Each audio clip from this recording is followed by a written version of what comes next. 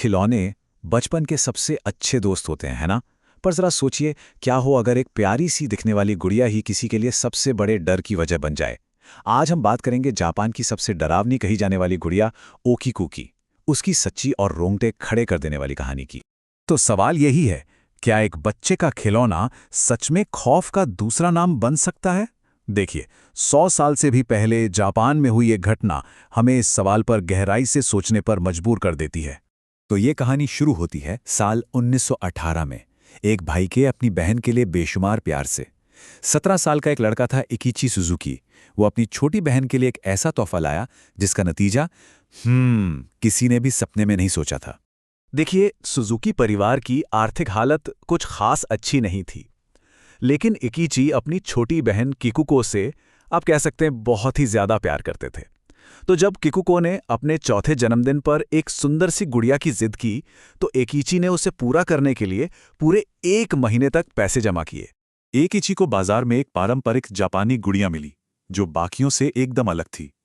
उसने लाल रंग का किमोनो पहना हुआ था, उसके काले बाल गर्दन तक कटे थे और उसकी आंखें इतनी गहरी और शांत थीं कि ऐसा लगता था मानो वो सब कुछ देख और समझ रही हों।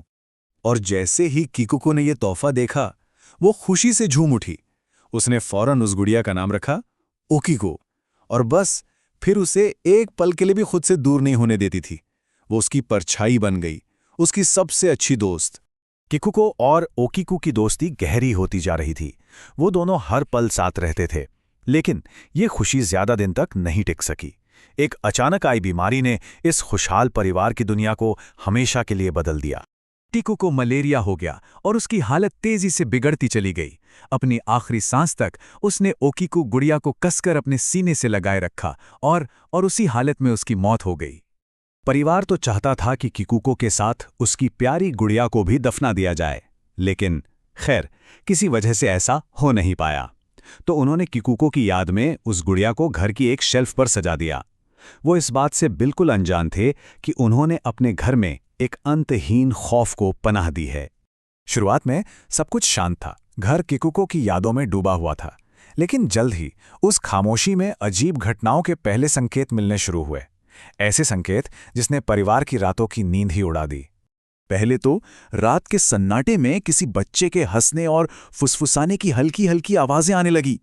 फिर एक सुबह किकुको की सारी ड्राइंग्स कमरे में रहस्यमयी ढंग से बिखरी मिली, और 1 महीने के अंदर गुड़िया में एक ऐसा बदलाव दिखा जिस पर यकीन करना नामुमकिन था। और इसके बाद तो जैसे डरावने सपनों का एक कभी ना खत्म होने वाला सिलसिला शुरू हो गया। गुड़िया में एक चौंकाने वाला बदलाव आया था, उसके बाल। जी हां, उसके बाल जो पहले गर्दन तक कटे हुए थे, अब लंबे होकर कंधों से भी नीचे आ गए थे। सिर्फ इतना ही नहीं, पहले वो एकदम काले थे, पर अब उनमें इंसानी बालों की तरह एक भूरा शेड आ गया था और वो सिरों से फट भी रहे थे। परिवार ने सोचा शायद ये उनका वहम है और इकीकी की मां ने गुड़िया के बाल वापस काट दिए। ये उनकी सबसे बड़ी गलती थी। उस रात मां को एक भयानक सपना आया जिसमें किकुको रो रही थी क्योंकि उसके बाल काट दिए गए थे, और फिर अचानक रोते रोते उसका चेहरा ओकीकू गुड़िया में बदल गया। वो चीखते हुए उठी और जो उन्होंने देखा उससे उनके होश उड़ गए। ओकीकू गुड़िया उनकी छाती पर बैठी हुई थी और उन्हें घूर रही थी। ये वो पल था जब सपना खौफनाक हकीकत बन चुका था। इस लगातार बढ़ते खौफ के बीच परिवार ने आखिरकार उस शापित चीज से छुटकारा पाने की एक आखिरी हताश कोशिश की, लेकिन वो रात बदले की रात बन गई। पूरी तरह से हताश होकर इकीची के पिता ने गुड़िया को घर से दूर एक मैदान में दफना दिया, ये सोचकर कि चलो अब सब खत्म हो गया है। लेकिन उसी रात घर का दरवाजा जोर जोर से पीटने की आवाज से पूरा परिवार दहल गया। जब कांपते हाथों से पिता ने दरवाजा खोला तो दहलीज पर ओकीको गुड़िया खड़ी थी। इससे पहले कि वो कुछ समझ पाते, उसके बाल तेजी से बढ़े और पिता की गर्दन से लिपटकर उनका गला घोटने लगे। पिता की सांसें लगभग थम चुकी थीं। तभी एकीची ने बेतहाशा अपनी बहन का नाम पुकारा, किकुको, और ये नाम सुनते ही गुड़िया अचानक बेजान हो गई और उसके बालों की पकड़ ढीली पड़ गई। ये खौफ 1 या 2 दिन नहीं, बल्कि पूरे 20 साल तक चलता रहा। 20 साल तक सुजुकी परिवार ने इस अंतहीन डर को झेला।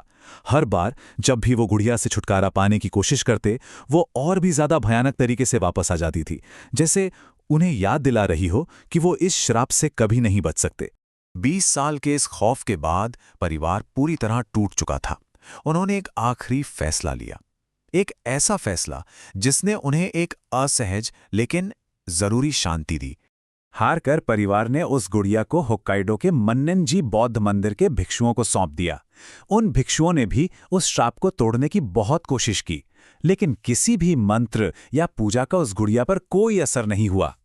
आज भी वो गुड़िया उसी मंदिर में एक लकड़ी के बक्से में रखी है। उसकी तस्वीर लेना सख्त मना है। कहा जाता है कि जो भी उसे देखता है, उसे डरावने सपने आने लगते हैं। उसके बाल आज भी बढ़ते हैं और भिक्षु समय समय पर उन्हें काटते हैं। लेकिन सबसे ज्यादा डरावनी खोज तो अभी हाल ही में हुई है। उस गुड़िया का मुंह धीरे धीरे खुल रहा है और उसके अंदर असली इंसानी दांत उगते हुए देखे गए हैं। तो क्या उस गुड़िया में वाकई एक छोटी बच्ची की अकेली आत्मा है जो अपनी गुड़िया से दूर नहीं होना चाहती, या फिर उसके अंदर कोई और कहीं ज्यादा भयानक शक्ति मौजूद है? ये एक ऐसा सवाल है जिसका जवाब आज भी एक खौफनाक राज बना हुआ है।